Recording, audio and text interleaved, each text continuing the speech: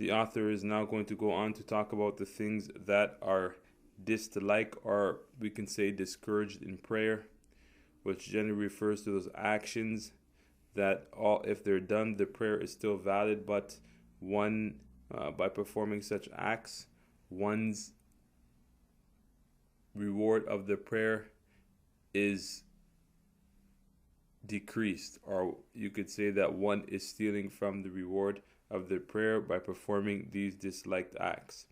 So the first thing that the author clarifies here is the places where dua in relation to prayer is considered disliked. So he says, وَأَمَّا مَكْرُهَاتِ الصَّلَاةِ, as for those things that are discouraged in prayer, فَالدُّعَاءُ بَعْدَ الْإِحْرَامِ وَقَبْلَ الْقِرَاءَةِ, making dua after a person makes their takbiratul ihram, before they start reciting Surah Al-Fatiha, according to the Malikiyah, it is considered disliked, because after the ihram, one is recommended to go directly into fulfilling the wajib, although there is a hadith that mentions specific dua after ihram, which is what the Hanafi practices. According to the Malikiyah, there was no amal bihi, meaning that it was contrary to the amal of Medina, or of the scholars of Medina. So although there was a hadith that mentions it, they did not find the people practicing it therein, and so for that reason, the Maliki scholars considered it disliked. وَالدُّعَاءُ فِي أَثْنَاءِ الْفَاتِحَةِ, making dua during the Surah Al-Fatiha. For example, let's say during the time that we're reading Ihdina Sirat al-Mustaqim, that in itself is a dua. When we say Ihdina Sirat al-Mustaqim, Ya Allah, guide us to the straight path. So during that time when a person is reading it, maybe they want to make a dua, Oh Allah, guide me on the straight path, or Oh Allah, make me of those who are muttaqeen, the God-fearing.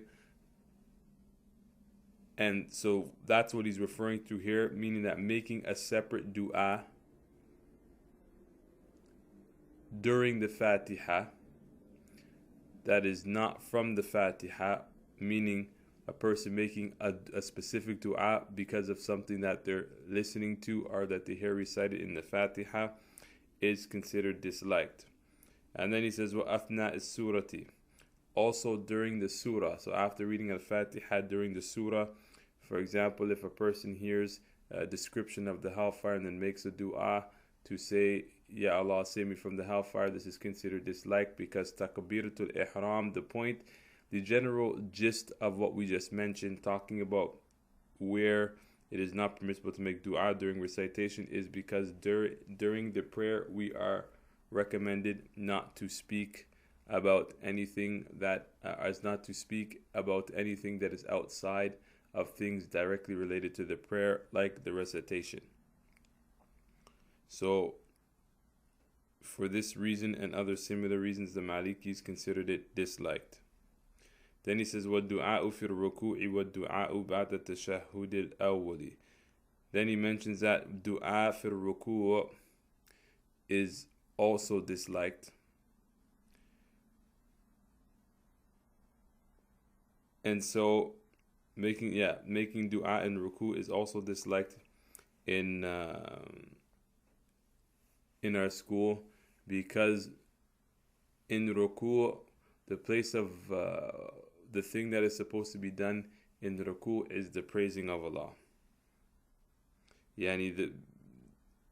And the area of dua is when a person is in sujood. So ruku' is for praising Allah, and sujood is where we make dua. So making dua in ruku' is one of the disliked acts according to the Maliki school. وَالدُّعَاءُ بَعْدَ التَّشَهُّدِ الْأَوَّلِ, also making dua after the first sitting, which is in the second rak'ah. So after we finish the tashahhud, saying ashhadu an la ilaha illallah wa ashhadu anna muhammadan abduhu wa rasuluh, we're going to stand up, and we're not going to make a dua, because the dua and the salawat on the Prophet ﷺ is going to come in the last rak'ah. So that's what it means with du'a ba'da tashahhud al-awwali, making dua during the first tashahhud, which occurs in the second rak'ah. وَالدُّعَاءُ بَعْدَ السَّلَامِ الْإِمَامِ, and making dua after the salam of the imam. Pay attention, because what he's referring to here is an issue in regards to following the imam. When the imam is finished his prayer, for example, a person when he is following the imam, once the imam says Assalamu alaikum, then a person shouldn't continue saying a dua in his tashahhud, but he should say Assalamu alaikum right behind the imam, because we're requested to follow the imam, and following the imam is wajib, and making dua is mustahab, and thus wajib is given preference over mustahab. So when the imam says Assalamu alaikum, do not sit and continue doing your tashahhud, but just say Assalamu alaikum. وَالسُّجُودُ عَلَى الثِّيَابِ وَالْبُسُطِ وَشِبْهِهِمَا مِمَّا فِيهِ رَفَاهِيَةٌ بِخِلَافِ الْحَسِيرِ. He says, now he's going to talk about some other things that are considered dislike, and he says, وَالسُّجُودُ عَلَى الثِّيَابِ, making sujood on any type of material. For example, you see some people when they're praying, they will put down a face cloth or something on the ground because they don't want to put their forehead on the ground. This is disliked because it negates having humility in prayer. Because a person is praying towards Allah and feels that he can't get a little sand on his head, and so he puts down a little towel. That is considered disliked, unless a person is doing it because the ground is very cold or very hot, and so obviously they're doing that in order to remove some harm. But to do it because one doesn't feel that it's not clean enough to put one's head on the ground when there's no impurity there, then this is considered disliked, and this is what he's referring to when he says وَالسُّجُودُ عَلَى الثِّيَابِ. And then he says وَالسُّجُودُ عَلَى الثِّيَابِ وَالْبُسُطِ, and on carpets. In reality, is considered disliked according to the Malikiyah to pray on carpets, but what this means is the placing of a carpet for the prayer. So it doesn't mean that it's disliked nowadays or even in the past to pray in a masjid that has a carpet, but what it means is, for example, let's say in your house you have a wooden floor. To take a prayer carpet and put it on the floor to make sujood on it so that your hands or your forehead go on the mat for sujood, then this is disliked for the same reason that we mentioned before, because it negates khushu', which is humbleness and God-fearingness during the prayer. And that's why it says على الثياب والبسط وشبههما مما فيه رفاهية. And likewise any other thing that is like a carpet that that gives one lax and luxury, we can say. Rafahiyatun means something that causes one to be lax and provides luxury. For example, when praying on a soft carpet. So for example, you have a hardwood floor, and instead of praying on the hardwood floor, you lay out a mat or you lay out any type of material that's going to give you some type of comfort and luxury. So the word, you can say rafahiyatun means comfort and luxury, because these type of things remove some type of khushu', some type of humbleness away from the prayer. And so for this reason the Maliki is considered disliked. But then he says بِخِلَافِ الْحَسِيرِ فَإِنَّهُ لَا يُكْرَهُ السُّجُودُ عَلَيْهَا وَلَكِنْ تَرْكُهَا الْأَوْلَى. Although he mentions those things that are disliked, he says that al-hasir generally means a straw mat. He says that a straw mat is not discouraged, but is khilaf al-awla. Khilaf al-awla means although it's a bit less than makruh. It's a bit less than those things that are makruh, meaning discouraged, meaning that they're those actions that it's contrary to what's preferable. So it's a little less than makruh. The ulama didn't give it the ruling of makruh, but we have something called khilaf al-awla, which means doing something contrary to what's preferable. So praying on a straw mat, because praying on a straw mat doesn't provide that comfort and luxury like a carpet does, because the prayer mat is soft, and so on and so forth, and the mat is like straw, and so it's similar to the ground, but it's still not the ground. So for that reason, they said it's contrary to what is preferable, and that's what he means by بخلاف الحسير, contrary to a straw mat. فإنه لا يكره, it is not, verily it is not disliked السجود عليها, making sujood on it, ولكن, but تركها أولى, but leaving it behind, meaning not to use it, is considered أولى, preferable. Then he moves on to the next one by saying والسجود على الأرض أفضل يعني والسجود على الأرض أفضل يعني and know that making sujood on the ground is preferable. In other words, he means mustahab. ومن المكروه السجود على كور إمامته, and he says from the things that are considered makruh are making sajda on one's sleeve. Yani making sajda on one's sleeve is hard for people to understand. Kawri, he means his turban. Yani was sujud ala kawri imamatihi, meaning if a person is wearing a turban, it is disliked to make sujud on it. And similar to a turban would be when you're wearing a kufi. What they're referring to here is the fact that one makes sujud with the forehead covered. So as long as if the forehead is covered, then it is considered makruh. And what they usually mention is 2 wraps. If one were to have 2 wraps or less, then that would be makruh. But if one were to make sujud, for example, on a turban that had 6 or 7 or 8 wraps, then technically speaking, they wouldn't be making sujud, and that would not be sufficient. So it is disliked to have the forehead covered with a piece of cloth or a kufi or 1 or 2 wraps of a turban, and that's what he's referring to as sujud ala kawri imamatihi. And then he mentions our aw tarafi kummihi aw ridaihi. Likewise, it would be disliked for a person to make sujud on his sleeve. What he's referring to here is sometimes, just like the suit, if anybody's ever seen a Sudani thobe, the sleeves are a bit wide. So technically speaking, if a person was to make sujud, as long as his 2 hands are right beside his head, it is conceivable or possible that he could make sujud on the sleeve, because his sleeves are wide and his forehead is in between his 2 hands, and so making sujud on his sleeve is considered disliked. Or his you can say his shoulder wrap or his cape. Ar-rida is like a long sheet that you throw over your shoulders when you're praying, and it drapes down like a cape, which is recommended in the Malikiyas to wear during their prayer. But making sajda on it so that you're placing your head and your hands on it is considered disliked. So your hands should touch the ground and your forehead should touch the ground, without the rida being between the ground and the forehead, and the arms likewise. In the hands likewise.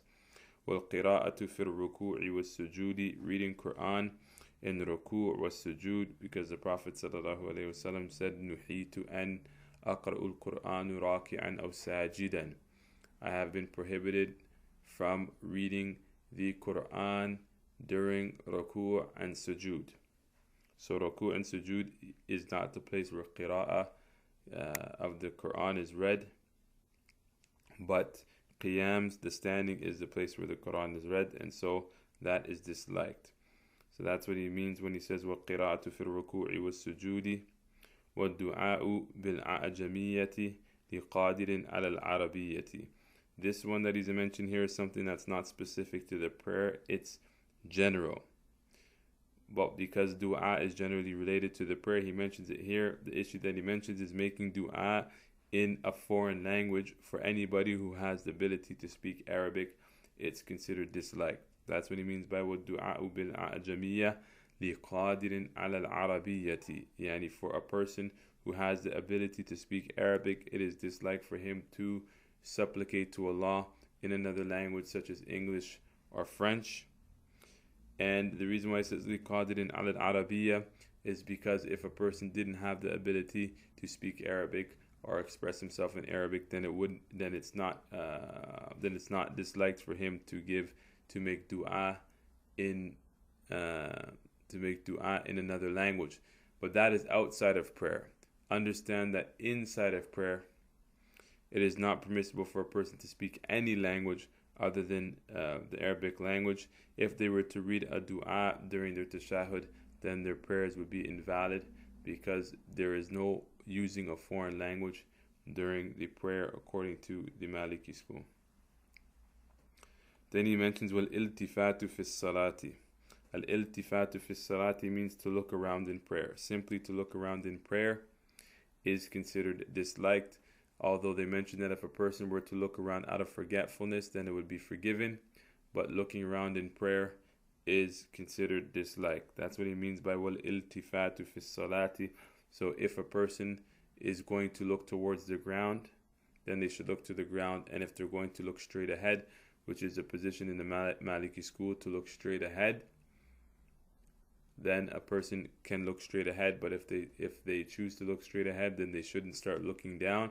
And if they choose to look down, then they shouldn't choose to then during the prayer look ahead. And even more so than that, they shouldn't choose to look left and look right while they're in their prayer, because this negates khushu', humbleness in the prayer. وَتَشْبِيكُ أَصَابِعِهِ. Tashbiku asabi'ihi means to hold his hands together in the prayer by weaving his fingers together. That's considered dislike in prayer. And he mentions وَفَرَكَعَتُهَا, cracking the fingers.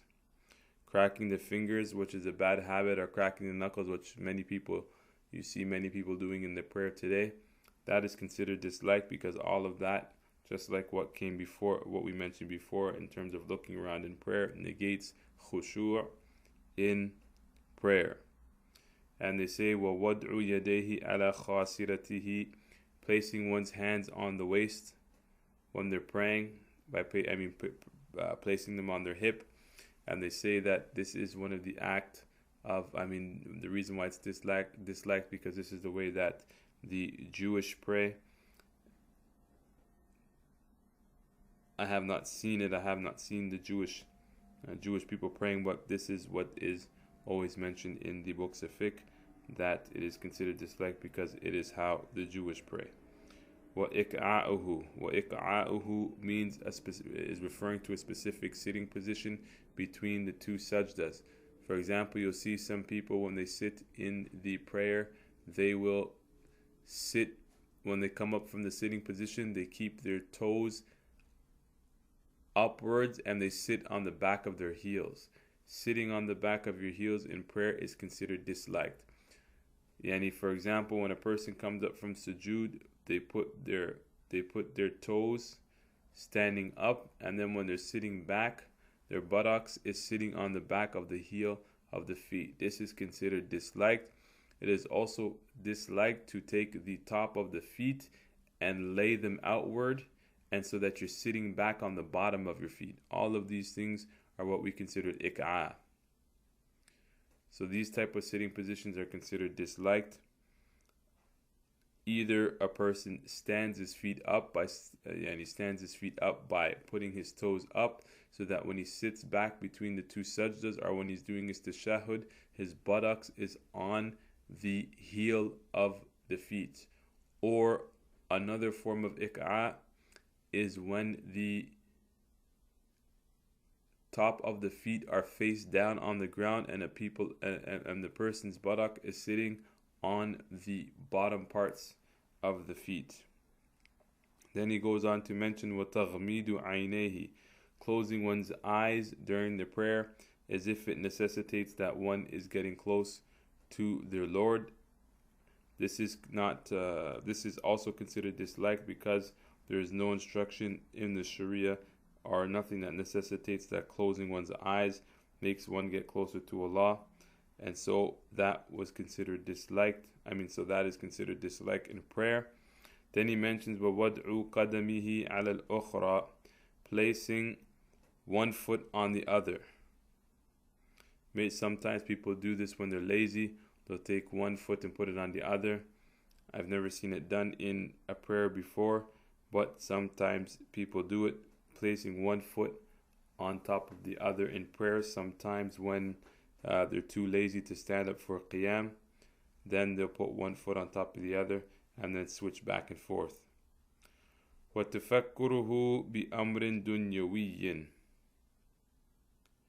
and thinking about matters that are related to worldly affairs. These things, doing such is considered disliked.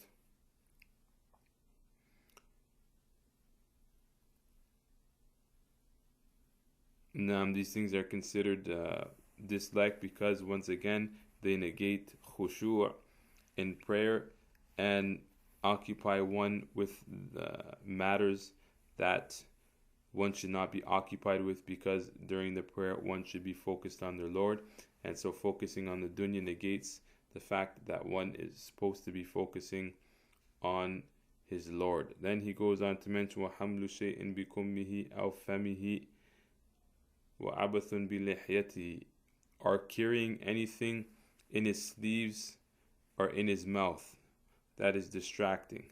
Yani, in the past, the people used to tie their sheets of paper to their wrist in order to carry them. Maybe they would just they would take the paper and wrap it around the bottom of their arm and put a rope on it.